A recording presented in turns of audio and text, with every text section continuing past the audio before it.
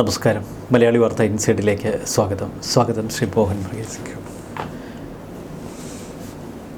ബീഹാർ തെരഞ്ഞെടുപ്പിൻ്റെ കേളികെട്ട് ഉയർന്നു. ആദ്യഘട്ട പോളിംഗ് കഴിഞ്ഞു. ഒരു വശത്ത് പ്രധാനമന്ത്രി നരേന്ദ്രമോദിയും നിതീഷ് കുമാറിനെയും പോലെ ഏറ്റവും പരിണിതപ്രജ്ഞരായ രാഷ്ട്രീയ നേതാക്കൾ, മറുവശത്ത് രാഹുൽ ഗാന്ധിയും തേജസ്വി യാദവുമൊക്കെ. ഇന്ത്യൻ രാഷ്ട്രീയത്തിൽ ചെറുപ്പം കൊണ്ട് ഏറെ പ്രശസ്തനാണ് തേജസ്വി. കളിക്കളത്തിലെ ആ മികവ് രാഷ്ട്രീയത്തിലും പുറത്തെടുക്കുമെന്ന ആത്മവിശ്വാസം തേജസ്വിയുടെ മുഖത്തുണ്ട്. ഇത് രാഹുൽ ഗാന്ധിയെ സംബന്ധിച്ച് ഒരുപക്ഷെ ഏറ്റവും കടുത്ത ഒരു പരീക്ഷണമാവാം. ബീഹാറിൽ കൂടി ഒരു പരാജയം അത് ഏറ്റുവാങ്ങാൻ ഇന്ത്യ സഖ്യത്തിന് അത്ര താനെ പോരാ. പ്രത്യേകിച്ച് തേജസ്വി യാദവിനെ ഒപ്പം ചേർത്ത് രാഹുൽ വളരെ തന്ത്രപരമായ പല നീക്കങ്ങളും നടത്തി. വോട്ടെടുപ്പിന് തൊട്ട് തലേന്ന് 2024 ഹരിയാന തെരഞ്ഞെടുപ്പിലെ അട്ടിമറിയെക്കുറിച്ചുള്ള ചില വെളിപ്പെടുത്തലുകളോടെ തെരഞ്ഞെടുപ്പ് കമ്മീഷനെ പോലും രാഹുൽ നിശബ്ദനാക്കി കളഞ്ഞു. മറുവശത്ത് BJPയുടെ പതിവ് തന്ത്രങ്ങൾ, BJP നിതീഷ് കുമാർ തമ്മിലുള്ള ഒരു ഉൾപ്പോര്. എന്താവും ബീഹാറിൻ്റെ ഒരു തെരഞ്ഞെടുപ്പ് ഗതി? ബീഹാറിൻ്റെ ഫലം ഒറ്റയടിക്ക് പ്രവചിച്ച് കൃത്യമായ നമ്പറിൽ എത്തിച്ചേരാൻ ഇന്നത്തെ നിലയിൽ ആർക്കും സാധിക്കാത്തൊരു അന്തരീക്ഷമാണ്. പക്ഷേ ബീഹാറിനെ വളരെ സജീവമായി ഇന്ത്യയുടെ രാഷ്ട്രീയ മനസ്സിൽ, പ്രത്യേകിച്ച് തിരഞ്ഞെടുപ്പ് അവലോകന വേദികളിൽ പ്രസക്തമായി നിർത്തുന്നത് ഒരു പരിധിവരെ കേന്ദ്ര സർക്കാർ, അതിൻ്റെ സോളിഡിറ്റി, അതിൻ്റെ കണ്ടിന്യൂവേഷൻ, അതെല്ലാം ബീഹാറിലെ ഫലത്തെ കൂടി ആസ്പദമാക്കിയിരിക്കും എന്ന ഒരു നിരീക്ഷണം ചില കേന്ദ്രങ്ങളിലെങ്കിലും ഉണ്ട്. അത് ആദ്യ ഘട്ടത്തിൽ തന്നെ ഞാൻ തള്ളിക്കളയട്ടെ. കാരണം BJP NDA ആ ഒരു NDA സംവിധാനത്തിനൊരു സ്ട്രക്ചറുണ്ട്. അത് നിതീഷ് കുമാറിൻ്റെ പാർട്ടിക്ക് 12 സീറ്റുകളാണ് ലോക്സഭയിലുള്ളത്. ജനതാദൾ യുണൈറ്റഡ് 5 സീറ്റുകളുള്ള രാംവിലാസ് പാസ്വാൻ്റെ മകൻ ചിരാഗ് പാസ്വാൻ നയിക്കുന്ന ലോക് ജനശക്തി പാർട്ടി, ഹിന്ദുസ്ഥാൻ അവാം പാർട്ടിക്ക് 1 സീറ്റ്. അങ്ങനെ 18 സീറ്റുകൾ. BJPയുടെ 12 സീറ്റും ഈ 18 സീറ്റും ചേർത്ത് 30 സീറ്റുകളാണ് ദേശീയ ജനാധിപത്യ സഖ്യത്തിൻ്റെ 40-30, മറ്റ് 10 സീറ്റുകൾ ഇന്ത്യ മുന്നണിക്കാണ്. ആ ഒരു സീറ്റിൻ്റെ ബലം അത് ബീഹാറിനെ സജീവമായി നിൽക്കുന്നു. പ്രത്യേകിച്ച് ലോക്സഭാ തെരഞ്ഞെടുപ്പ് കഴിഞ്ഞ് നോക്കിയപ്പോൾ BJPക്ക് കേന്ദ്രത്തിൽ ഒറ്റയ്ക്ക് ഭൂരിപക്ഷമില്ല. 2019 39 സീറ്റ് നേടാൻ അന്ന് NDAക്ക് കഴിഞ്ഞിരുന്നു. 8 സീറ്റാണ് മറുപക്ഷത്ത് പോയത്. പക്ഷേ ഇവിടെ UP അല്ലെങ്കിൽ ഇന്ത്യ മുന്നണി സ്ഥിതി മെച്ചപ്പെടുത്തിയെങ്കിലും ഉത്തർപ്രദേശിൻ്റെ ഫലം ആവർത്തിക്കാൻ ബീഹാറിൽ ഇന്ത്യ മുന്നണിക്കും കഴിയുന്നില്ല. എന്നാൽ ഇന്ത്യ മുന്നണി വൻപൻ പ്രതീക്ഷ വെച്ച് പുലർത്തുന്ന സംസ്ഥാനമാണ് ബീഹാർ. എന്തുകൊണ്ട് എന്ന് ചോദിച്ചാൽ, മിക്ക അഭിപ്രായ സർവേകളിലും മുഖ്യമന്ത്രി സ്ഥാനത്തേക്ക് ആരാവണം എന്ന ചോദ്യം വന്നപ്പോൾ 36 വയസ്സുകാരനായ ചെറുപ്പക്കാരനായ തേജസ്വി യാദവിൻ്റെ പേരാണ് സജീവമായി കാണുന്നത്. അതിനേക്കാൾ താഴെയാണ് പല സർവേകളിലും നിതീഷ് കുമാർ എന്ന ഇൻകംബന്റ് ചീഫ് മിനിസ്റ്റർ സ്ഥാനം. BJPക്ക് മുഖ്യമന്ത്രി സ്ഥാനത്ത് എത്തണമെന്ന ആഗ്രഹം ഉണ്ടെങ്കിലും ഒരു പ്രമുഖ മുഖത്തെ ചൂണ്ടിക്കാട്ടാൻ കഴിയുന്നില്ല. സുശീൽ കുമാർ മോദി ആയിരുന്നു ബീഹാറിൻ്റെ BJPയുടെ അനിഷേധ്യ നേതാവ്. അദ്ദേഹം കാലയവനയ്ക്കുള്ളിൽ മറഞ്ഞു കഴിഞ്ഞു കഴിഞ്ഞ വർഷം. അങ്ങനെയെങ്കിൽ BJPക്ക് മുഖ്യമന്ത്രി പദം നോട്ടമുണ്ട്. കാരണം BJPയുടെ സ്ട്രൈക്ക് റേറ്റ് എപ്പോഴും മെച്ചമാണ് ബീഹാറിൽ. കാരണം കഴിഞ്ഞ തെരഞ്ഞെടുപ്പിൽ 2020 തെരഞ്ഞെടുപ്പിൽ BJP 110 സീറ്റിൽ മത്സരിച്ച് 243-ൽ 110 സീറ്റിൽ മത്സരിച്ച് 74 സീറ്റിൽ ജയിച്ചു. അതേസമയം 119 സീറ്റിൽ മത്സരിച്ച് കേവലം 43 സീറ്റിലേക്ക് ചുരുങ്ങിപ്പോയി നിതീഷ് കുമാറിൻ്റെ ജനതാദൾ യുണൈറ്റഡ്. കണ്ടം തുണ്ടമായി സ്വന്തം സഖ്യകക്ഷിയെ വെട്ടിനിരത്തി BJP. അതാരെ ഉപയോഗിച്ച്? ചിരാഗ് പാസ്വാന്റെ ലോക് ജനശക്തി കാൻഡിഡേറ്റ്സിനെ ഉപയോഗിച്ചുകൊണ്ട് വോട്ട് കട്ട് ചെയ്ത് ജനതാദൾ യുണൈറ്റഡിൻ്റെ പ്രഭാവം കുറച്ചു കൊണ്ടുവരിക എന്ന ഒരു കുശാഗ്ര ബുദ്ധി BJP പ്രവർത്തിച്ചു.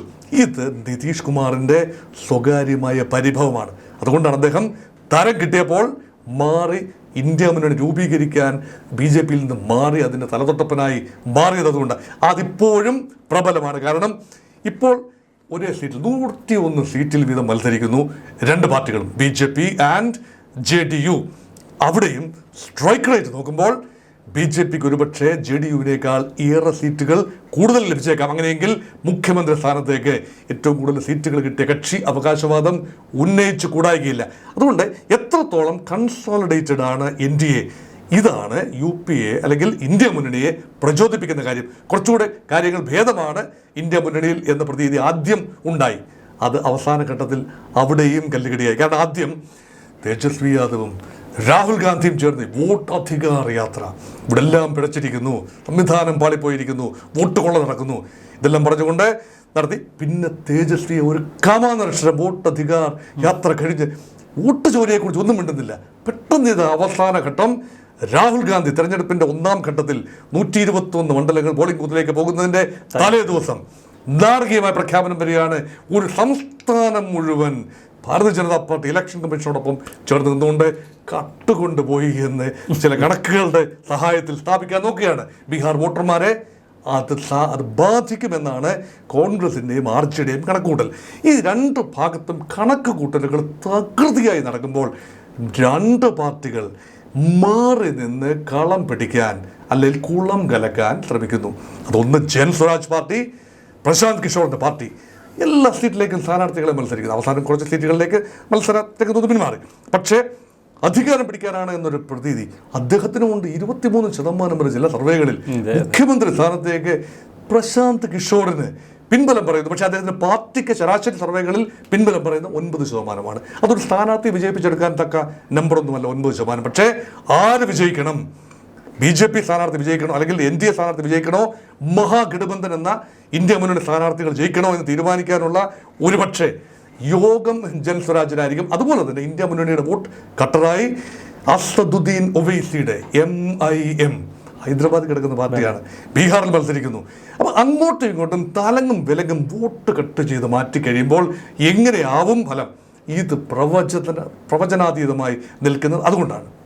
2013 മുതലുള്ള ഒരു ചരിത്രം പരിശോധിക്കുമ്പോൾ 10 തവണ ബീഹാറിൻ്റെ മുഖ്യമന്ത്രിയായ നിതീഷ് കുമാർ എവിടെയോ അവിടെയാണ് അധികാരം നിലനിന്നിരുന്നത്. എന്നാൽ ഇക്കുറി ഇന്ത്യ മുന്നണി നിതീഷ് കുമാറിനോട് വളരെ അകലം പാലിക്കുമ്പോഴും പലപ്പോഴും നിതീഷ് കുമാറിനെ പ്രകോപിപ്പിക്കാതിരിക്കാൻ ശ്രമിക്കുന്നുണ്ട്. ഈ തെരഞ്ഞെടുപ്പ് പ്രചരണത്തിലും നിതീഷ് കുമാറിനെതിരെ ആയിരുന്നില്ല ഇന്ത്യ മുന്നണിയുടെ, പ്രത്യേകിച്ച് തേജസ്വി യാദവിൻ്റെയും രാഹുൽ ഗാന്ധിയുടെയും ആക്രമണം. അത് നേർക്ക് നേർ പ്രധാനമന്ത്രി അല്ലെങ്കിൽ BJP നേതൃത്വത്തെ ലക്ഷ്യമിട്ടായിരുന്നു. എന്താവും നിതീഷ് കുമാറിൻ്റെ മനസ്സിൽ? ഒരു പക്ഷേ ഇന്ത്യ മുന്നണിക്ക് ഒരു കേവല ഭൂരിപക്ഷം ലഭിക്കുന്നൊരു സാഹചര്യം ഉണ്ടായാൽ പോലും NDA മുന്നണി പൊളിച്ച് അങ്ങോട്ടേക്ക് ചാടാനുള്ളൊരു ശ്രമം നടത്തുമോ? നിതീഷ് കുമാറാണ് ആള് 9 തവണ സംസ്ഥാന മുഖ്യമന്ത്രി പദവി 10ാം തവണ കയറുമെന്ന് പറഞ്ഞിരിക്കുന്നു. 20 വർഷം 9 തവണ. ഒരിക്കലും പൂർണ്ണമായി 5 വർഷം അടുപ്പിച്ച് അധികാരത്തിൽ ഇരിക്കുന്നതുമില്ല. മാറിയും മറിഞ്ഞും ചാഞ്ഞും ചെരിഞ്ഞും നിൽക്കുന്ന ഒരു രാഷ്ട്രീയ മനസ്സ്. അദ്ദേഹത്തിന് പ്രായമായിരിക്കുന്നു. അൽഷൈമേഴ്സ് എന്ന് ചിലർ, വെറും ഡിമെൻഷ്യ എന്ന് മറ്റു ചിലരെ ആകപ്പാടെ കൈവിറയ്ക്കുന്നു.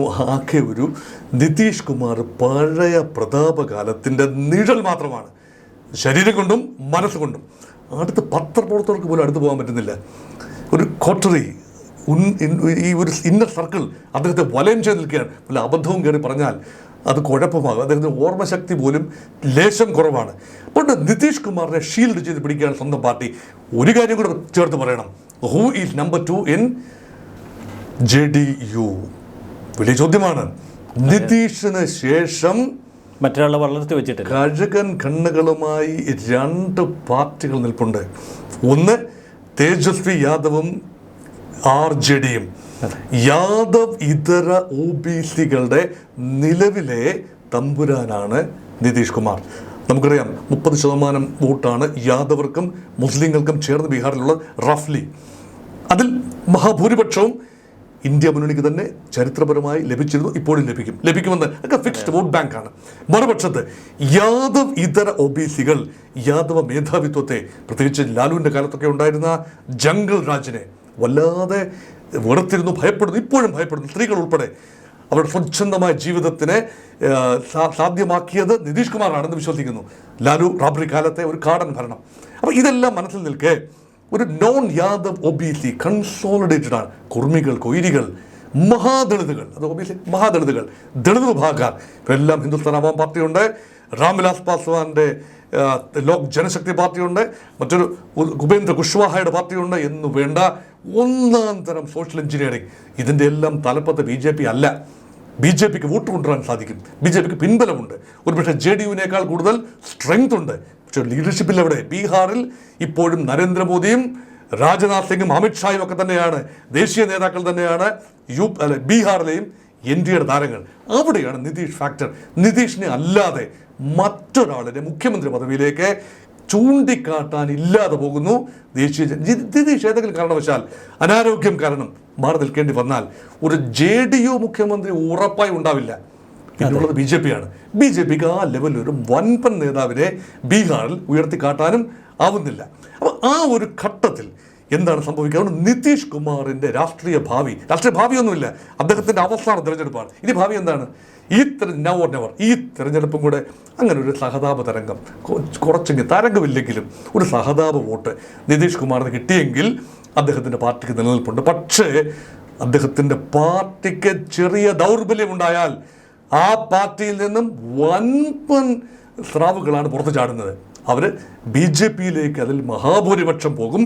നോൺ യാദവ് OBCയുടെ മറ്റ് സംസ്ഥാനങ്ങളിലെ പോലെ, ഉത്തർപ്രദേശിലെ പോലെ നോൺ യാദവ് OBCയുടെ മൊത്തം കൺട്രോൾ BJPക്ക് ലഭിക്കുമെന്ന ഒരു പാൽപ്പായസം ഉണ്ട് നിൽക്കുകയാണ് ഇപ്പോൾ BJP. അതുകൊണ്ട് സ്വന്തം പാളയത്തിൽ തന്നെയാണ് ഈ തരത്തിലുള്ള അങ്ങോട്ടും ഇങ്ങോട്ടുള്ള ചിന്തകൾ. അതേസമയം ഇന്ത്യ മുന്നണിയിലും ആ ചിന്തയുണ്ട്. യാദവിതര സ്ഥാനാർത്ഥികൾക്ക് നല്ല തോതിൽ സ്ഥാനാർത്ഥിത്വം കൊടുത്തിട്ടുണ്ട്. എല്ലാ കാലത്തും നിതീഷ് കുമാറിൻ്റെ ഒരു കരുത്ത് സ്ത്രീപക്ഷ വോട്ടുകളായിരുന്നു. സ്ത്രീപക്ഷ വോട്ടുകൾ ഉറപ്പിക്കുന്നതിൽ നിതീഷ് കുമാർ എല്ലാ കാലത്തും വിജയിച്ചിട്ടുമുണ്ട്. എന്നാൽ ഇക്കുറി തേജസ്വി യാദവിൻ്റെ ഒരു ഗ്ലാമർ, തേജസ്വി യാദവിൻ്റെ ചില പ്രഖ്യാപനങ്ങൾ വളരെ സ്ത്രീപക്ഷത്തോട് ചേർന്ന് നിൽക്കുന്ന ഒട്ടനവധി പ്രഖ്യാപനങ്ങളാണ് ഇപ്പോൾ ഇന്ത്യ മുന്നണിയുടെ ഭാഗത്തു നിന്നുണ്ടായിരിക്കുന്നത്. പ്രത്യേകിച്ച് പാചകവാതക വിലക്കുറവ് ഉൾപ്പെടെ നിരവധി ഓഫറുകൾ. അപ്പോൾ ബീഹാറിലെ സ്ത്രീ മനസ്സുകൾ ഇക്കുറി തേജസ്വിയിലേക്ക്, ഇന്ത്യ മുന്നണിയിലേക്ക് തിരിയുമോ? ഒരാൾ 10,000 രൂപ സ്ത്രീകളുടെ അക്കൗണ്ടിൽ ഇട്ടുകൊടുത്തിരിക്കുന്നു. മുഖ്യമന്ത്രി നിതീഷ് കുമാർ 2 ഗഡുക്കളായി വലിയൊരു തുക എത്തി. അടുത്ത ഗഡു ഉടനെ തന്നെ വരും. അത് കൃത്യമായി നമുക്ക് എണ്ണി തിട്ടപ്പെടുത്താവുന്ന തുക ബാങ്ക് അക്കൗണ്ടിൽ വന്നു കഴിഞ്ഞു. തേജസ്വി യാദവ് ആരാമോൻ ഒന്നും കുറച്ചില്ല, 30,000 രൂപയാണ്. Subject to certain conditions. ഓരോ സ്ത്രീയുടെ അക്കൗണ്ടിൽ 30,000 rupees per year. ഒരു പെൻഷൻ രീതിയിലാണ്. ആ രീതിയിൽ ക്ഷേമ പെൻഷനായ 30,000 രൂപ ചെറിയ കാര്യമൊന്നുമല്ല. അത് ബീഹാറിൻ്റെ മനസ്സിനെ പിടിച്ചൊലുക്കുക. സ്ത്രീകൾ വോട്ട് ചെയ്യുന്നതിന് മുൻപേ ഒന്നാലോചിക്കും. തേജസ്വി മുൻകൂർ ജാമ്യം എടുത്തു. എൻ്റെ പിതാവിൻ്റെ കാലത്ത്, മാതാവിൻ്റെ കാലത്ത് ഒക്കെ ജംഗിൾ രാജാണ് നിങ്ങൾ പറയുന്നു. അന്ന് ഞാൻ കൈക്കുഞ്ഞായിരുന്നു, അതുകൊണ്ട് ഇപ്പോൾ എനിക്ക് 36 വയസ്സേ ഉള്ളൂ. നിങ്ങൾ പറയുന്ന കാലത്ത് അഴിമതി നടത്തി ഇതാണെന്ന് പറയുന്ന കാലിത്തീറ്റ കുംഭകോണ കേസിൽ അതെ തേജസ്വി യാദവ് പ്രതിയാണ്. ആ പേരിലെ ഉപമുഖ്യമന്ത്രിയായിരുന്ന തേജസ്വി യാദവിനോട് രാജിവെക്കാൻ ആവശ്യപ്പെട്ടാണ് അന്ന് നിതീഷ് കുമാർ ആ പേര് പറഞ്ഞ് നേരെ NDA മുന്നണിയിലേക്ക് അന്ന് ചാടിയത്. പ്രായപൂർത്തിയാകുന്നതിന് മുമ്പൊക്കെ കാലിത്തീറ്റ കട്ടു എന്ന് പറയുന്നതിന് ഔചിത്യ ബോധമാണ് തേജസ്വി യാദവ് ഇപ്പോൾ ചൂണ്ടിക്കാട്ടാൻ ശ്രമിക്കുന്നത്. പക്ഷേ തേജസ്വി യാദവ് പരമാവധി ഡിസ്റ്റൻസ് ചെയ്യുകയാണ്, ലാലു യുഗത്തിൻ്റെ ഓർമ്മകൾ വരാതിരിക്കാൻ, അതേസമയം യാദവ് വോട്ടുകൾ സമാഹരിക്കാൻ. അതേസമയം യാദവ് ഇതര സാധാരണക്കാരായ ചെറുപ്പക്കാരുടെ വോട്ട്, ഇവിടെയാണ് സ്ട്രെങ്ത്. ചെറുപ്പക്കാരുടെ വോട്ടിന് വേണ്ടി ശ്രമിക്കുന്ന 2 പേരാണ്. ഒന്ന് ജൻസ്വരാജ് പാർട്ടി, ഒരു പ്രതീക്ഷയോടുകൂടി ജാതിക്കതീതമായ വർഗത്തിനും വംശത്തിനും ഒക്കെ ഭാഷയ്ക്കും ഒക്കെ അതീതമായ ഒരു വികസന മുദ്രാവാക്യവുമായി ഐഡന്റിറ്റി പൊളിറ്റിക്സേ വേണ്ട. അപ്പോൾ അരവിന്ദ് കെജ്രിവാൾ ഡൽഹിയിൽ കൊണ്ടുവന്ന തരത്തിലുള്ള ഒരു മൂവാണ് ജൻ സ്വരാജ് പാർട്ടിയുടെ ലേബലിൽ പ്രശാന്ത് കിഷോർ. അതുമായിട്ട് വേണം ഇദ്ദേഹത്തിന് മത്സരിക്കാൻ, തേജസ്വി യാദവിന് മത്സരിക്കാൻ. മറുപക്ഷം നിതീഷ് കുമാർ ഇപ്പോഴും പറയുന്നു, നോക്കൂ 20 വർഷത്തിനുള്ളിൽ ബീഹാറിൽ സംഭവിച്ച പുരോഗതി നിങ്ങൾ കാണൂ. നമ്മൾ നോക്കുമ്പം ഇപ്പോഴും ബീഹാർ സ്റ്റേറ്റാണ്, ബീഹാർ ഇപ്പോഴും ബീമാരും അവസ്ഥയിൽ തന്നെയാണ്. പക്ഷേ പഴയ അവസ്ഥയല്ല. ബീഹാറിൽ ചില ഇടങ്ങളിലെങ്കിലും പുരോഗതി കാണുന്നുണ്ട്. അതില്ല എന്ന് പറയാനാവില്ല. കാരണം അതൊരു ഉടനടി പെട്ടെന്ന് തന്നെ റാഡിക്കൽ റിഫോംസ് ഉണ്ടാവില്ല. അപ്പോൾ അതുകൊണ്ട് 13 കോടി ജനങ്ങളുള്ള ബീഹാർ, 7.5 കോടി വോട്ടർമാരുള്ള ബീഹാർ, പെട്ടെന്ന് എങ്ങനെയാണ് കേരളത്തിൻ്റെ ഒരു 4 ഇരട്ടി അല്ലേ? അപ്പോൾ ഇതൊക്കെ ഒരു അത്രയും വലിയൊരു സംസ്ഥാനം, ജനസംഖ്യയുള്ള സംസ്ഥാനത്ത് നാടകീയമായൊരു പരിവർത്തനം 20 വർഷം കൊണ്ടൊക്കെ സംഭവിക്കുന്നത്. പക്ഷേ ചില കാര്യങ്ങൾ ബാലൻസ് ഷീറ്റിൽ കാണിക്കാനുണ്ട് നിതീഷ് കുമാർ. ആ ബലത്തിലാണ് തെരഞ്ഞെടുപ്പിന് പോകുന്നത്. അതുകൊണ്ടാണ് സങ്കീർണമാണ്, അവസ്ഥകൾ സങ്കീർണമാണ്. 2 വശത്തും കാസ്റ്റ് ബേസ്ഡ് സോഷ്യൽ എഞ്ചിനീയറിങ്ങിൽ 2 ഭാഗവും കൃത്യമായ വിഭാഗങ്ങളെ കൂടെ നിർത്തി കഴിഞ്ഞു. നോക്കൂ, ബിൽഡപ്പ് നോക്കൂ, ഇത് മഹാഭാരത യുദ്ധം പോലെയാണ്. അമിത്ഷാ പറഞ്ഞു കഴിഞ്ഞു ഞങ്ങളാണ് പാണ്ഡവന്മാർ എന്ന് പറഞ്ഞു കഴിഞ്ഞു. 5 പാർട്ടികളാണ്: BJP, JDU, LJP and Hindustan Awam Morcha and Kushwaha party. ഈ 5 പാർട്ടികൾ പഞ്ചപാണ്ഡവന്മാരാണ്, ഞങ്ങൾ കൺസോളിഡേറ്റഡ് ആണ്. ഓരോ പാർട്ടിയും ഓരോ ജാതീയ വിഭാഗത്തെയാണ് കൊണ്ടുവരുന്നത്. BJP കൊണ്ടുവരുന്നത് മുന്നാക്കക്കാർ, ബ്രാഹ്മൺസ്, ഭൂമിഹാർസ്, ബനിയാസ്, ഈ വിഭാഗങ്ങളെയാണ് കൊണ്ടുവരുന്നത്. ഠാക്കൂർസ്. അതുപോലെ JDU കൊണ്ടുവരുന്നത് നോൺ യാദവ് OBC-കളെല്ലാം, കുർമി കൊയ്രി വിഭാഗങ്ങളെല്ലാം കൊണ്ടുവരും. അതുപോലെ കുശ്വാഹകളെ കൊണ്ടുവരും, ഉപേന്ദ്ര കുശ്വാഹ. അതുപോലെ മഹാദളിതുകളെ കൊണ്ടുവരുന്നു. ഹിന്ദുസ്ഥാൻ അവാം മോർച്ചയുടെ നേതാവ് ജിതിൻ റാം മഞ്ചി. പാസ്വാൻ, ചിരാഗ് പാസ്വാൻ കൊണ്ടുവരും ദളിതുകളെ. എന്താ ഒരു ബിൽഡപ്പ്!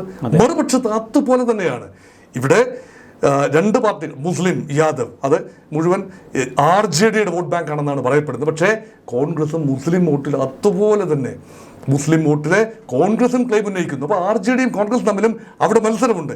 കോൺഗ്രസിന് ഒരു സ്റ്റേജിൽ കൂടുതൽ വളരാൻ സാധിച്ചാൽ അത് RJDയുടെ മുസ്ലിം ബേസിലേക്ക് സ്വന്തം സഖ്യകക്ഷിയായ കോൺഗ്രസ് ഇറങ്ങി നിൽക്കുമെന്ന് RJDയും ചിന്തിക്കുന്നു. അത് വളരെ കെയർഫുള്ളാണ് അവിടുത്തെ ഒരു ബിൽഡപ്പ്. അതുപോലെ ഇപ്പോൾ ബോട്ട്മാൻ നിഷാദ്, അവരുടെ പാർട്ടി ഇപ്പോൾ ഇതാ ഉപമുഖ്യമന്ത്രി പദം കൊടുത്തുകൊണ്ട് ആ പാർട്ടിയെ കൂടെ നിർത്തിയിരിക്കുന്നു. വികാസ് ശീൽ ഇൻസാൻ പാർട്ടി 15 സീറ്റുകൾ, ഉപമുഖ്യമന്ത്രി പദം. അപ്പോൾ ഈ ബാലൻസ് ഇങ്ങനെ നിൽക്കുകയാണ്. കമ്മ്യൂണിറ്റി ബാലൻസ്, ഒരു ലേശം എഡ്ജ് NDAക്ക് തന്നെയായിരിക്കും കമ്മ്യൂണിറ്റി ബിൽഡപ്പിൽ. പക്ഷേ അവിടെയാണ് വോട്ട് കട്ടേഴ്സായി വരുന്ന ഈ പറയുന്ന പ്രശാന്ത് കിഷോറിൻ്റെ പാർട്ടി പിടിക്കുന്ന വോട്ടുകൾ എവിടുന്നാണ് കൃത്യമായി നമുക്ക് പറയാനാവില്ല. വികസന വോട്ടുകൾ, നിതീഷിൻ്റെ വികസന വോട്ടുകൾ, ലാലുവിൻ്റെ മകന് കിട്ടാവുന്ന യൂത്ത് വോട്ടുകൾ, ഇനി ഭരണവിരുദ്ധ വികാരത്തിൻ്റെ ഒരു നല്ല പങ്ക്, അങ്ങനെയാണെങ്കിൽ അത് നിതീഷിന് അനുകൂലമായി വരും. ഭരണവിരുദ്ധ വികാരത്തിൻ്റെ ഒരു നല്ല പങ്ക് പിന്നെ ഇന്ത്യ മുന്നണിയിലേക്ക് പോകാതെ മറിച്ച് ജൻ സ്വരാജിലേക്ക് പോയാൽ അതിൻ്റെ പ്രയോജനം ഭരണകക്ഷിക്ക് തന്നെയായിരിക്കും. പ്രശാന്ത് കിഷോറിന്റെ ഒരു ബേസ് എന്ന് പറയുന്നത് കോൺഗ്രസ് വോട്ടുകളായിരിക്കില്ലേ? ഇല്ല, അങ്ങനെ പറയാനാവില്ല. പ്രശാന്ത് കിഷോറിന്റെ ബേസ് മുന്നാക്ക വിഭാഗങ്ങളുടെ വോട്ട്. അദ്ദേഹം മുന്നോക്കക്കാരനാണ്. അപ്പോൾ BJPക്ക് ലഭിക്കാവുന്ന ട്രഡീഷണൽ മുന്നാക്ക വോട്ട്, പിന്നെ ഇന്ത്യ മുന്നണിക്ക് ലഭിക്കാവുന്ന ചില യൂത്ത് വോട്ട്, പ്രത്യേകിച്ച് ഈ തേജസ്വി യാദവിൻ്റെ യൂത്ത്ഫുൾ എക്സ്യൂബറൻസിന് ലഭിക്കാവുന്ന വോട്ടിൻ്റെ ഒരു പങ്ക് അവിടെയും പോകും. പിന്നെ ഉള്ളത് വികസന വോട്ടെന്ന് പറയുന്നൊരു വോട്ടുണ്ട് ബീഹാറിൽ. കാരണം വികസനം മരീചികയായിരുന്നൊരു കാലത്ത് വികസനം കൊണ്ടുവന്ന നിതീഷ് കുമാറാണ്. സുശാസൻ ബാബു, കാര്യമായ അഴിമതി ഇല്ല എന്നോർക്കണം. എത്തെല്ലാം നിതീഷ് കുമാറിനെ കുറ്റപ്പെടുത്തിയാലും ഒരു അഴിമതിക്കാരനല്ല. അതാണ് 9 പ്രാവശ്യം മുഖ്യമന്ത്രി. അദ്ദേഹം ഭരണം മതി, പക്ഷെ അഴിമതി കാര്യമായി ഏശിയിട്ടില്ലാത്തൊരു. മലയാള മാധ്യമങ്ങളൊക്കെ അദ്ദേഹത്തിന്റെ ഒരു കുടുംബ ചരിത്രമൊക്കെ നൽകിയിരിക്കുന്നു. അവിടെ ഒരു സാധാരണക്കാരനായി ജീവിച്ച ഒരു അവസ്ഥ. പക്ഷെ അദ്ദേഹം ഹൈലി എഡ്യൂക്കേറ്റഡ് ആണ്, എഞ്ചിനീയറാണ്. അദ്ദേഹത്തിന്റെ ക്രെഡൻഷ്യൽസ് ഉണ്ട്. അതുകൊണ്ടാണ് അദ്ദേഹത്തിന് അവിടെ തുടരാൻ കഴിഞ്ഞത്. രാഷ്ട്രീയ മീവഴക്കം കാട്ടി. പക്ഷെ അങ്ങനെ കിട്ടുന്ന വോട്ടുകളുടെ ഒരു പങ്ക്, വികസന വോട്ടുകൾ ജൻ സ്വരാജിലേക്ക് പോയാൽ 2 ഭാഗത്തു നിന്നും ജൻ സ്വരാജ് വോട്ട് പിടിക്കും. അതുകൊണ്ടാണ് ഇതെല്ലാം കോൺഗ്രസ് വോട്ടാണെന്ന് പറയാൻ സാധ്യത കുറവാണ്. അല്ല, അഭിപ്രായ സർവേകളിൽ NDA മുന്നണിക്ക് പ്രവചിക്കുന്ന 110 സീറ്റ്, ഇന്ത്യ മുന്നണിക്ക് 98. ഇതിനിടയിൽ ജൻ സ്വരാജ് ഒരു നിർണായക സീറ്റുകൾ പിടിച്ചാൽ ഒരു കിങ് മേക്കറായി പ്രശാന്ത് കിഷോറിന് അവിടെ മാറാൻ കഴിയില്ലേ? പ്രശാന്ത് കിഷോർ ആദ്യഘട്ടത്തിൽ പറഞ്ഞിരുന്നതൊന്ന് ഓർക്കൂ.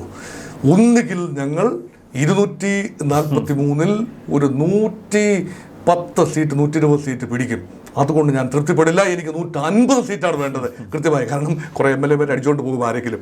അതുകൊണ്ട് 150 സീറ്റ് വേണം എന്ന് പറഞ്ഞിരുന്ന ഇടത്തു നിന്നും പിന്നെ മാറ്റി പറഞ്ഞു, എനിക്ക് ചിലപ്പോൾ 10 സീറ്റേ ജനം തരൂ എന്നും പറഞ്ഞത് അതേ ശ്വാസത്തിലാണ്. അതുകൊണ്ട് ജൻ സ്വരാജ് നേതാവ് പ്രശാന്ത് കിഷോറിന് കൃത്യമായ ഒരു കണക്കില്ല എന്നതാണ്. അദ്ദേഹത്തിന് മറ്റുള്ളവരെ കുറിച്ച് കണക്കുണ്ട്. അദ്ദേഹം തന്ത്രജ്ഞനാണ്. അദ്ദേഹം മറ്റു പാർട്ടിക്ക് തന്ത്രം ഒരുക്കിയവനാണ്. നരേന്ദ്രമോദിയെ 2014 അധികാരം ചായ്പേ ചർച്ച, ഈ ചായക്കോപ്പയിൽ കൊടുങ്കാറ്റാകേണ്ട ഒരു പ്രയോഗം മണിശങ്കർ അയ്യർ നരേന്ദ്രമോദിയെക്കുറിച്ച് പറഞ്ഞ പരാമർശത്തിൽ നിന്നും ഒരു തെരഞ്ഞെടുപ്പ് മുദ്രാവാക്യ സാധ്യത കണ്ടെത്തിയ മഹാനാണ് ഈ പറയുന്ന പ്രശാന്ത് കിഷോർ.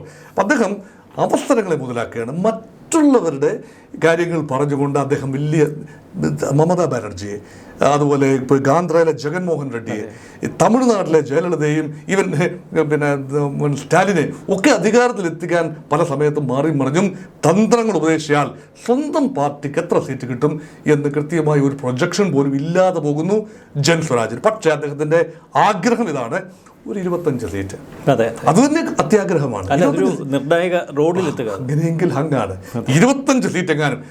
ഞാൻ രാഷ്ട്രീയ ജ്യോത്സ്യനല്ല എനിക്കത് പറയാൻ, പക്ഷേ ഏതെങ്കിലും കാരണവശാൽ പ്രശാന്ത് കിഷോറിന്റെ പാർട്ടിക്ക് 15 മുതൽ 25 സീറ്റ് വരെ ലഭിക്കുകയും ഒരു പാർട്ടിക്കും ഭൂരിപക്ഷമില്ലാത്ത, ഒരു മുന്നണിക്കും ഭൂരിപക്ഷമില്ലാത്ത അന്തരീക്ഷം വരികയും ചെയ്താൽ കിങ് മേക്കർ ഒരുപക്ഷെ കിങ് തന്നെ ആയിക്കൂടായികയില്ല. കിങ് മേക്കർ ആകാൻ എല്ലാ അത് തന്നെയാണ് പ്രശാന്ത് കിഷോർ ആഗ്രഹിക്കുന്ന ഒരു റോൾ. അങ്ങയുടെ ഒരു നിരീക്ഷണത്തിൽ ഈ രാഹുൽ ഗാന്ധിയുടെ ഒരു തെരഞ്ഞെടുപ്പ് പ്രചരണം അദ്ദേഹത്തിൻ്റെ അഖിലേന്ത്യാ തലത്തിലുള്ള ഒരു നേതൃ ഇമേജിനെ ബൂസ്റ്റ് ചെയ്യാൻ സഹായിച്ചോ, പ്രത്യേകിച്ച് ബീഹാർ തെരഞ്ഞെടുപ്പിൽ? Rahul Gandhi is getting visibility. Whether that visibility is converted into mileage, political mileage, is a $1 billion question. അത് രാഹുൽ ഗാന്ധി ആഗ്രഹിക്കുന്നത് കൃത്യം സമയത്ത് തെരഞ്ഞെടുപ്പിൻ്റെ ഒരു 10-15 മണിക്കൂറിന് മുൻപ്. രാഹുൽ ഗാന്ധി ഏറ്റവും ദുർബലനായിരുന്ന അവസ്ഥയിലാണ് ബീഹാർ തെരഞ്ഞെടുപ്പ് പ്രചരണങ്ങൾക്ക് അദ്ദേഹം നേതൃത്വം കൊടുക്കേണ്ട ഒരു ഉത്തരവാദിത്വം ഏറ്റെടുക്കുന്നത്. തേജസ്വി യാദവിനെ പൂർണ്ണമായി ഉൾക്കൊള്ളുന്നു. വലിയ വിലപേശലിനുള്ള ശക്തി കോൺഗ്രസിനില്ല, എങ്കിലും അത് അംഗീകരിച്ചുകൊണ്ട് തേജസ്വി യാദവുമായി ഒരു സൗഹൃദ ഭാവത്തിൽ കാര്യങ്ങൾ എത്തിക്കാനും ഉള്ള ശ്രമങ്ങൾ തുടർന്നിരുന്നു. പക്ഷെ അവസാന സമയത്ത് തെരഞ്ഞെടുപ്പിൻ്റെ ഒരു ഗതി നിയന്ത്രിക്കുന്ന തലത്തിലേക്ക് രാഹുലിന് വളരാൻ കഴിഞ്ഞു. രാഹുൽ ഗാന്ധി ഈ പലപ്പോഴും പറയും, ഈ അരണയുടെ സ്വഭാവം എന്ന് പറയുന്ന ഒരു രീതിയുണ്ട്. കടിക്കാൻ ആലോചിച്ച് വരും, വലിയ ബിൽഡപ്പുമായി വരും. എന്തിനാണ് അടുത്ത് വന്നത്, എന്തിനായിരുന്നു, കടിക്കാൻ തന്നെ ആയിരുന്നോ എന്ന് അവസാനം മറക്കുന്ന ഒരു അരണ DNA. വലിയ രീതിയിലുള്ള ബിൽഡപ്പുമായിട്ട് ഭാരത് ജോഡോ യാത്ര. അപ്പോൾ ഭാരത് ജോഡോ യാത്ര തെക്കുനിന്ന് വടക്കോട്ടും വടക്കുനിന്ന് കിഴക്കുനിന്ന് പടിഞ്ഞാറേക്കും ഭാരത് ജോഡോ യാത്രയിലൂടെ ഇന്ത്യ മുഴുവൻ, ഇന്ത്യയുടെ ഹൃദയത്തെ കണ്ടെത്താൻ ഇല്ലേ, വെറുപ്പിൻ്റെ കമ്പോളത്തിൽ സ്നേഹത്തിൻ്റെ കട തുറന്നു വെച്ച രാഹുൽ ഗാന്ധി ആ കട ഇടക്കടച്ച് വീണ്ടും തുറക്കുന്ന ഒരവസ്ഥയാണ്. അപ്പോൾ ഇടയ്ക്കടയ്ക്കുകയും തുറക്കുകയും ചെയ്യുന്ന ഫ്ലിക്കറിങ് മൈൻഡ് അത് ഇന്ത്യയിലെ ജനങ്ങൾ കണ്ടു. അത് ലോക്സഭാ തെരഞ്ഞെടുപ്പിൽ കുറേയൊക്കെ നേട്ടമുണ്ടായി. ഭാരത് ജോഡോ യാത്ര കൊണ്ട് ചില നേട്ടങ്ങൾ ഉണ്ടായി എന്ന് കൃത്യമായിട്ട് കരുതാനാവും. പക്ഷേ അത് മതിയാവുമായിരുന്നില്ല. 99 സീറ്റുമായി കോൺഗ്രസ് നില മെച്ചപ്പെടുത്തി ഡബിളാക്കി കഴിഞ്ഞ തെരഞ്ഞെടുപ്പുമായി. അതേസമയം അതിനുശേഷം വന്ന നിയമസഭാ തെരഞ്ഞെടുപ്പിൽ ഇപ്പം അത് വോട്ട് ചോരിയാണെന്നാണ് ഇപ്പോൾ പറയുന്നത്. എന്താണ് പിന്നെ മഹാരാഷ്ട്രയും ഹരിയാനയും തെരഞ്ഞെടുപ്പ് വോട്ട് ചോരിയിൽ നേടിയെടുത്തതാണെന്ന് ഇപ്പോൾ പറയാമെങ്കിലും കണക്ക് പുസ്തകത്തിൽ ഇപ്പോഴും അത് BJP ഭരണമല്ലേ, അവിടെ NDA ഭരണമല്ലേ നടക്കുന്നത്. അവിടെ രാഹുൽ ഗാന്ധിക്ക് അവിടെ, പക്ഷേ ഇവിടെ മുൻകൂർ അദ്ദേഹം ജാമ്യം എടുത്തു കഴിഞ്ഞു. രാഹുൽ ഗാന്ധി പറയുന്നു, ഞാൻ പരാജയപ്പെട്ടിട്ടില്ല. ലോക്സഭാ തെരഞ്ഞെടുപ്പിൽ നില മെച്ചപ്പെടുത്തി കൊടുത്ത പാർട്ടിക്ക് വേണ്ടി. അതേസമയം നിയമസഭാ തെരഞ്ഞെടുപ്പ് ഞങ്ങൾ ഹരിയാനയിൽ 25 ലക്ഷം വോട്ട് ചോരിക്കുക. ആകെ 2 കോടി വോട്ടർമാർ, 2 കോടി വോട്ടർ, 8 വോട്ടർമാരിൽ ഒരാൾ ബോഗസ് വോട്ടറാണ്. ബ്രസീലിൽ നിന്നുള്ള ഒരു സ്ത്രീയുടെ 22 പടങ്ങൾ. അതൊക്കെ നിറം പിടിപ്പിച്ച കഥ. അതൊക്കെ ശരിയാണ്, ഒരു ഫയലിൽ നിന്ന് എടുത്ത് ആരോ എന്യൂമറേറ്റേഴ്സ് വെച്ച് കീച്ചിയതാണ്. പക്ഷേ അത് തെരഞ്ഞെടുപ്പ് കമ്മീഷന് വൻപൻ പരാജയമാണ്, സംശയമൊന്നുമില്ല. തെരഞ്ഞെടുപ്പ് കമ്മീഷൻ അത്രയൊക്കെ ലാക്സിറ്റ് കാണിക്കാൻ പാടില്ല. പക്ഷേ വൻപൻ പ്രോസസ്സാണെന്ന് ഓർക്കണം. അതുപോലെ ഈ വോട്ട് പിന്നെ ഒരു ഹൗസ് ഹോൾഡിലൊക്കെ 50, 100, 500 വരെ വോട്ടുകൾ. അതിൻ്റെ രീതിശാസ്ത്രം പരിഗണിച്ചാൽ ഒരു പക്ഷേ സാധിക്കും. കാരണം അവിഭക്ത ഒരു കുടുംബം അതിൻ്റെ വീതം വെച്ചൊക്കെ പിരിയുമ്പോഴും ഒരേ കാലങ്ങളായി ഉള്ള ഒരു ക്രമീകരണം തന്നെയാണ്. മുൻകാലങ്ങളിലും ഇതൊക്കെ ഉണ്ടായിരുന്നു. പക്ഷേ ഇതെല്ലാം തന്നെ 19 ലക്ഷം, 25 ലക്ഷത്തിൽ 19 ലക്ഷം അങ്ങനെ ഒരു വൻപൻ വോട്ട്, ബൾക്ക് വോട്ട് എന്ന് പറയുക. പിന്നെ വോട്ട് ഇരട്ടിപ്പിക്കുക, ഇതെല്ലാം ചേർത്ത് ഒരു കണക്കൊപ്പിച്ചു.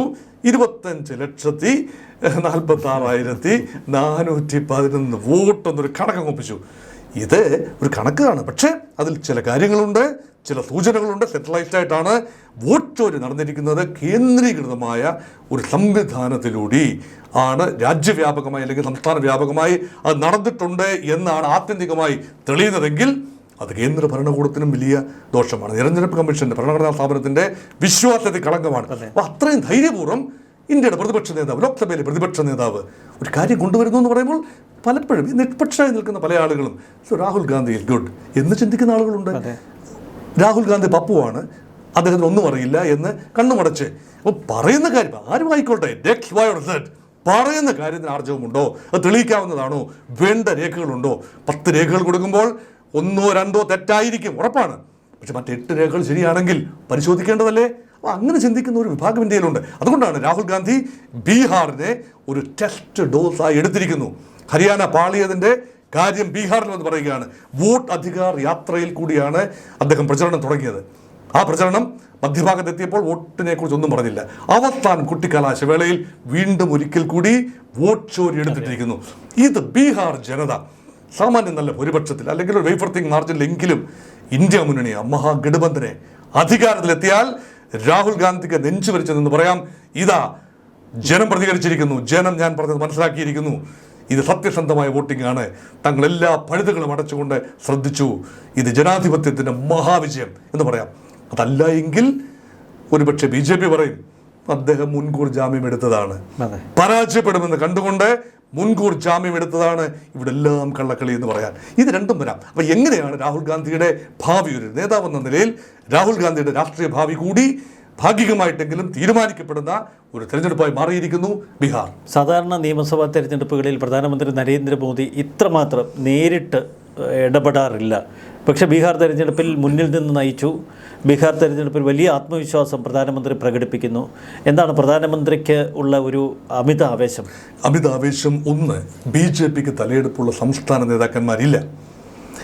കേരളത്തിൽ നോക്കൂ, കോൺഗ്രസിന് തലയെടുപ്പുള്ള സംസ്ഥാന നേതാക്കന്മാർ VD സതീശനുണ്ട്, രമേശ് ചെന്നിത്തലയുണ്ട്, പിന്നെ KC വേണുഗോപാലുണ്ട്, K മുരളീധരനുണ്ട്, ശശി തരൂരുണ്ട്, പലരുമുണ്ട്, പല ആളുകളുണ്ട്. മുഖ്യമന്ത്രി സ്ഥാനത്തിന് യോജിച്ച ഒരുപാട് പേരുണ്ട്. എടുത്തു കാണിക്കാൻ കൊള്ളാവുന്നവരുണ്ട്. ഒരാളെ കാണിക്കാൻ പറ്റുന്നില്ല, അത് മറ്റൊരു ദൗർബല്യം. പക്ഷേ എടുത്തു കാണിക്കാൻ പറ്റുന്നവരുണ്ട്. അതുപോലെ വൻപൻ നേതാക്കളില്ല. സുശീൽ കുമാർ മോദി മാത്രമാണ് ബീഹാറിൽ BJPക്ക് നേതാവായി ഉണ്ടായിരുന്നത്, വൻ നേതാവായി ഉണ്ടായിരുന്നത്.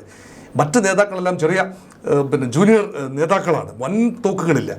അപ്പം മോദിയും അമിത്ഷായും ഇപ്പോൾ വടക്കേ ഇന്ത്യയിലെ രീതിശാസ്ത്രം നോക്കിയാൽ അത് മധ്യപ്രദേശിലാകട്ടെ, ഗുജറാത്തിലാകട്ടെ, രാജസ്ഥാനിലാകട്ടെ, BJP റൂൾഡ് സ്റ്റേറ്റുകളിൽ മിക്കതിലും മോദി അമിത്ഷായാണ് പ്രചരണം നയിച്ചത്. താരതമ്യേന അപ്രസക്തരായ ആളുകളെ ഇവിടുന്നെങ്കിലും എടുത്തുകൊണ്ടുവന്ന് മുഖ്യമന്ത്രിയാക്കി. ഇപ്പം മോഹൻ യാദവിനെ കുറിച്ച് എത്ര പേര് മധ്യപ്രദേശിൽ കേട്ടിട്ടുണ്ട്? അല്ലെ ഇപ്പോഴത്തെ ഗുജറാത്ത് മുഖ്യമന്ത്രിയെക്കുറിച്ചോ രാജസ്ഥാൻ മുഖ്യമന്ത്രിയെക്കുറിച്ചോ മുൻകൂട്ടി എത്ര പേര് കേട്ടിട്ടുണ്ട്? അതുപോലെ ഒരാളെ ഒരുപക്ഷെ ബീഹാറിലും കൊണ്ടുവരാൻ സാധിക്കും. അതുതന്നെയാണ്. അപ്പോൾ കടിഞ്ഞാൺ നരേന്ദ്രമോദിയുടെയും അമിത്ഷായുടെയും ഒക്കെ കയ്യിൽ തന്നെയാണ്. അതിന് ബീഹാർ ജനത എങ്ങനെയാണ് പ്രതികരിക്കുന്നത്? പക്ഷേ ബീഹാർ ജനത സ്വല്പം വ്യത്യസ്തമായി ചിന്തിക്കുന്നവരാണ് ചരിത്രപരമായി. നോക്കൂ, ഒന്നുമില്ലെങ്കിലും രഥയാത്രയെ തടഞ്ഞു നിർത്തിയ ഒരു ചരിത്രമില്ലേ 91-ൽ ലാലു പ്രസാദ് യാദവിന്? എന്തിന് ഇന്ദിരാഗാന്ധിയുടെ ഈ ആകാശത്തെ അടിയന്തരാവസ്ഥ സമയത്ത് തടഞ്ഞു നിർത്തിയ ഒരു ചരിത്രമില്ലേ ജയപ്രകാശ് നാരായണന്? ഇതൊക്കെ സോഷ്യലിസ്റ്റ് മണ്ണാണ്, നല്ല വിളവുള്ള സോഷ്യലിസ്റ്റ് മണ്ണാണ്. അതിനെ ഒരു കാസ്റ്റ് പൊളിറ്റിക്സിൻ്റെ മൂശയിൽ കൊണ്ടുവരികയാണ് പിന്നീട്. അത് രണ്ടായിട്ട് മാറി. അവിടെയാണ് ജനതാദൾ യുണൈറ്റഡ്, നിതീഷ് കുമാറിൻ്റെ പാർട്ടിയാണെങ്കിലും RJD രാഷ്ട്രീയ ജനതാദളാണെങ്കിലും പഴയ സോഷ്യലിസ്റ്റ് ലോഹിയൈറ്റ് സോഷ്യലിസ്റ്റ് DNA പേറുന്ന പാർട്ടികളാണ്. അതിൽ നിന്നൊരു മോചനം കൂടിയാണ് BJP. ഇവിടെ ഈ വർഗീയതയ്ക്ക് വലിയ വേരോട്ടമില്ല ബീഹാറിൽ എന്ന് ഓർക്കണം. ആ രീതിയിൽ വലിയ വേരോട്ടമില്ല. അതുകൊണ്ടാണ് കാര്യമായ വർഗീയ പ്രചരണങ്ങൾ ബീഹാറിൽ നടത്തുക. അവിടെ ജാതിയാണ്, വർഗീയതയല്ല. അതുകൊണ്ട് BJPക്ക് മറ്റ് സംസ്ഥാനങ്ങളിലുള്ള പ്രചരണ സംവിധാനമല്ല ബീഹാറിൽ എന്നുകൂടി ഓർക്കണം. പക്ഷെ ഒരു കാര്യം ഉറപ്പാണ്, എങ്ങനെയും നിതീഷ് കുമാർ പ്രഭാവം കുറച്ചു കൊണ്ടുവന്ന് BJPക്ക് മുഖ്യമന്ത്രി പദത്തിൽ എത്താനാവുമോ എന്ന ഒരു നോട്ടവും കൂടി ഇതോടൊപ്പം തന്നെ BJPക്കുണ്ട്. അതിലപ്പുറം ലോക്സഭയിൽ 40 MP-മാരുള്ള ഒരു സംസ്ഥാനമാണ്. അത്ര നിസ്സാരമല്ല. ഇന്ത്യയുടെ ഭരണം നിയന്ത്രിക്കുന്നതിൽ എന്നും മുഖ്യ പങ്ക് വഹിച്ചിരുന്ന ഒരു സംസ്ഥാനം. മുൻപൊക്കെ ഇന്ത്യ മുന്നണിക്ക് മുൻപ് അന്നത്തെ UPA ഒക്കെ സഹായിച്ച് നിർത്തിയ ലാലു പ്രസാദിൻ്റെ ചരിത്രം പോലും നമ്മെ അത് ഓർമ്മപ്പെടുത്തും. അതുതന്നെയാവും മോദിയുടെയും മനസ്സിൽ. തീർച്ചയായും മോദിയെ സംബന്ധിച്ചിടത്തോളം മുന്നോട്ടുള്ള പോക്കിന് ബീഹാർ നൽകുന്ന ഒരു പിൻബലം, നിതീഷ് കുമാറിൻ്റെ പാർട്ടിയുടെ 12 സീറ്റുകൾ, ആ 12 MP-മാർ നിലവിൽ മോദിയെ പിന്തുണയ്ക്കുന്നവരാണ്. ഏതെങ്കിലും കാരണവശാൽ നിതീഷിനെ പാതി വഴിയിൽ ഡിച്ച് ചെയ്യുന്നു എന്ന് കരുതുക, ബീഹാർ മുഖ്യമന്ത്രി പദം നിഷേധിക്കുന്നു, നിതീഷ് പിണങ്ങുന്നു, ഇന്ത്യ മുന്നണിയിലേക്ക് വീണ്ടും പോകുന്നു. പക്ഷേ ഈ 12 MP-മാരെ BJPക്ക് നിലനിർത്താനുള്ള സമാന്തരമായ നീക്കങ്ങൾ ഒരുപക്ഷെ അരങ്ങേറുന്നുണ്ടാവാം ഏതെങ്കിലും കോണിൽ. Democracy is A rule of numbers. ഇത് അതാണ് നമ്പേഴ്സിൻ്റെ ഒരു കളിയാണ് ജനാധിപത്യം. മൂല്യങ്ങളൊക്കെ ഒരു വശത്ത്, പക്ഷെ നമ്പേഴ്സ് ദ ഡിസൈഡ് തിങ്സ്. അതുകൊണ്ട് എല്ലാ പ്രതിരോധങ്ങളും BJP ഒരുക്കിയിട്ടുണ്ടാകും. ഇനി ഒരു ഇവൻച്വാലിറ്റി, ഒരു പരാജയമാണ് സംഭവിക്കുന്നത് എങ്കിൽ പോലും കേന്ദ്ര സർക്കാരിന് ഒരു പോറൽ പോലും ഉണ്ടാവില്ല എന്ന നിഗമനം ഞാൻ ആദ്യമേ പറഞ്ഞു വെച്ചത് ഈ നമ്പേഴ്സ് മനസ്സിൽ വെച്ചുകൊണ്ടാണ്. അതിൻ്റെ പേര് ഒന്നാന്തരം പൊളിറ്റിക്കൽ മാനേജ്മെൻ്റ് എന്നാണ്. Social engineering, caste based, locally and political management at A centralised level. ഇത് BJPയുടെയും NDAയുടെയും രീതിശാസ്ത്രമാണ്. അതിനെ വെല്ലാൻ വളരെ ബുദ്ധിമുട്ടാണ്. തീർച്ചയായിട്ടും വളരെ നന്ദി ഡോക്ടർ മോഹൻ വർഗീസ്. നന്ദി, നമസ്കാരം.